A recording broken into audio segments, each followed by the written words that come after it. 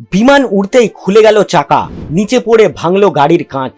বিমান মাটি ছাড়ার কয়েক মুহূর্তের মধ্যেই তা থেকে চাকা খুলে নিচে পড়ে যায়। সেই চাকা গিয়ে পড়ল বিমানবন্দরেই দাঁড়িয়ে থাকা একটি গাড়ির ওপর। মুহূর্তে ভেঙে চৌচির হয়ে গেল গাড়ির কাঁচ। সান ফ্রান্সিসকো থেকে জাপানের উদ্দেশ্যে রওনা দিয়েছিল ইউনাইটেড এয়ারলাইন্সের বোয়িং 777 বিমানটি।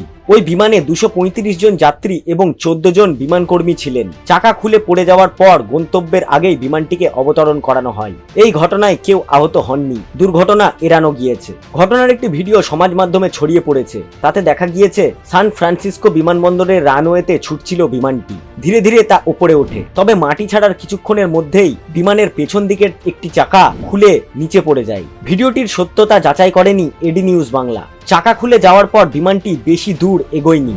লস অ্যাঞ্জেলসের বিমানবন্দরে ওই বিমানটিকে অবতরণ করানো হয়। অবতরণের সময় কিছুটা সমস্যা হয়েছিল। পেছনে চাকা না থাকায় ঘষে ঘষে রানওয়েতে এগোয় বিমানটি। রানওয়ের 2/3 পথ বন্ধ হয়ে যায় এই বিমানের কারণে। পরে যাত্রীদের নামিয়ে বিমানটিকে যন্ত্রের মাধ্যমে ঠেলে সরানো হয়। ঘটনার পর বিমান সংস্থার তরফে একটি বিবৃতি জানানো হয়, ওই বিমান 2002 সালে তৈরি করা হয়েছিল। চাকা খারাপ হয়ে গেলে বা খুলে গেলেও নিরাপদে অবতরণ করানো যাবে, এমন বন্দোবস্ত ছিল বিমানে। সেই কারণেই অপ্রীতিকর ঘটনা এড়ানো গিয়েছে। যাত্রীদের গন্তব্যে পৌঁছে দেওয়ার জন্য অন্য বিমানের বন্দোবস্ত করা হয়েছে।